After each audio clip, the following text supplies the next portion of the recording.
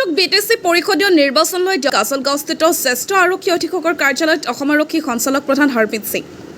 আজি চিৰাং জিলা হোটেল কাজলগাঁওস্থিত জিলা জ্যেষ্ঠ আৰক্ষী অধীক্ষক কাৰ্যালয়ত উপস্থিত অসম আৰক্ষী সঞ্চালক প্ৰধান হৰমিত সিং বিটিসি পৰিষদীয় নিৰ্বাচন উপলক্ষে আৰক্ষী সঞ্চালক প্ৰধানজনে বিটিসি প্ৰতিখন জিলাৰ আইন শৃংখলাৰ বুজ লোৱাৰ বাবে উপস্থিত হৈছে আৰক্ষী সঞ্চালক প্ৰধানজনে চিৰাং জিলা আৰক্ষী অভিবাদন লোৱাৰ পিছতে জিলা আৰক্ষী জ্যেষ্ঠ বিষয়াসকলৰ মিলিত হয় সভা মই আহিছোঁ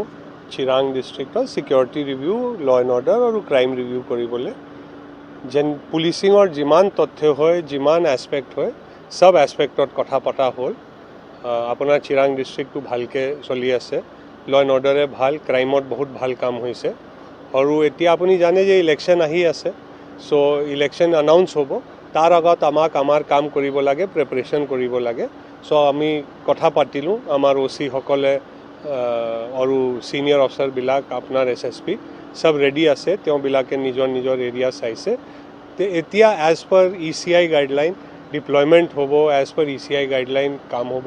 আৰু আপুনিতো জানে এতিয়া অসম শান্তি আৰু প্ৰগ্ৰেছৰ ৰাহত চলি আছে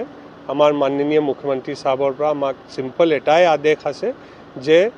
free fair and incident free election হ'ব লাগে আৰু ৰাইজক কোনো